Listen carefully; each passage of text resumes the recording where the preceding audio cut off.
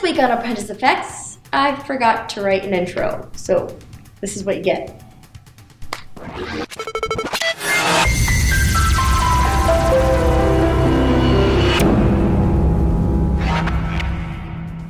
Hello, and welcome to Apprentice Effects, the show that keeps you up to date on everything in and around New Milford with a flair for visual effects.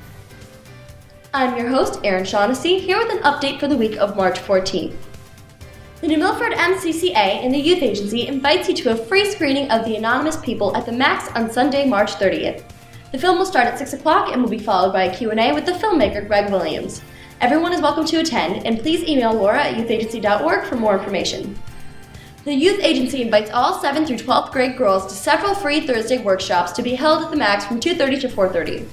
Transportation from the school to the Max will be provided, and you will have the option to have fun and try something new in a safe, supportive environment. The featured workshops will be self-defense, You're Beautiful, Introduction to Yoga, and Jewelry Making. Registration is required. To learn more, please contact Laura at youthagency.org. This week, we'll be exploring the consignment aspects of the Sports Swap sponsored by the Youth Agency. If you have equipment that you don't use anymore but feel like it is worth some compensation, you can consign it through a Sports Swap. To learn more information, contact the Youth Agency at 860-354-0047 or email stacy at youthagency.org.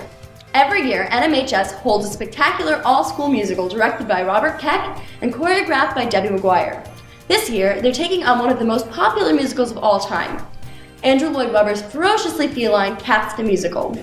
Some of their past musicals have been Carousel, 42nd Street, The Drowsy Chaperone, Seussical, Beauty and the Beast, and many more. These musicals are so well done that they are on a professional level and are not to be missed. To order tickets to Cats, you can call the box office after 2:30 on weekdays at 860-350-6647, extension 1552. And now, sports! Hello, I'm Austin Hangle here for the Apprentice Effects newscast. In follow-up to last week's wrestling scores at the States, they placed second once again at the SCCs, having two competitors place, Kyle Lindner placing third and Brett Leonard placing sixth. This week there was another crucial game for the hockey team, not in SCCs but in the state tournament. In much preparation and great skill, the team had a 4-2 victory. 2 goals from Steve Barry, 1 from Cole Case, and the last being from Blaine McMahon. Our first 3 goals being in the second period, and the fourth answering the opponent's goals in the last. Well, that's all for the winter sports season, and it's been fun on its last. But wait! There's more! If you stay tuned over the next few weeks, we will have even more sports for you. Not only will there be reporting on sports, there will be a new and exciting season following them to the end. That's right, just wait one more month, and the spring sports will be right here, week by week, for your entertainment. I think just about everyone, or at least those invested in console gaming, has heard of the wildly popular game Need for Speed.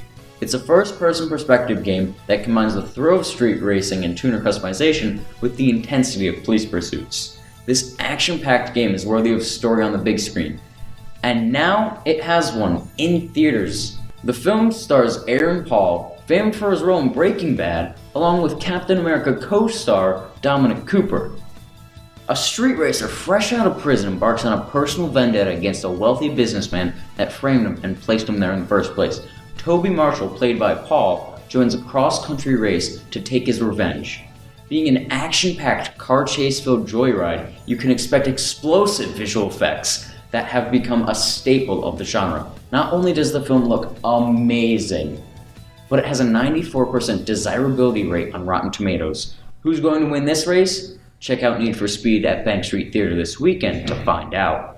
Bindi Irwin, the now 15-year-old daughter of beloved animal activist Steve Irwin, better known as the Crocodile Hunter, has recently come under fire. Having been a host of several wildlife shows in both the US and Australia, she has in more recent events partnered up with SeaWorld on a project that's goal is to get children engaged in learning about animals.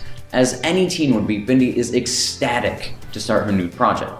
But what has been brought up is how some believe SeaWorld to be an inadequate place for kids to learn about animals in light of recent events that have occurred there. With more on this story, we go back to Erin, and I will see you next week. Controversy has been surrounding SeaWorld after the heart-wrenching CNN film Blackfish was released, showing that the magic of the orcas sold to tourist after tourist comes at a very high price. This documentary gives us an inside look at what really goes on behind closed doors at the amusement park, and people are outraged at the danger that the whales and their trainers are put in just to deliver a daily show. Blackfish follows the story of Don Brancho, a trainer that was killed at SeaWorld by the orca named Tillicum after he allegedly snapped due to mental distortion caused by SeaWorld's improper care for the animal. Ever since Bindi Irwin agreed to work with SeaWorld on this new project, she has been receiving social criticism for supporting the amusement park in its actions instead of boycotting it, like her fellow animal lovers would have expected. Regardless of everything, we hope that Bindi will have a positive effect on SeaWorld and how the animals there are treated.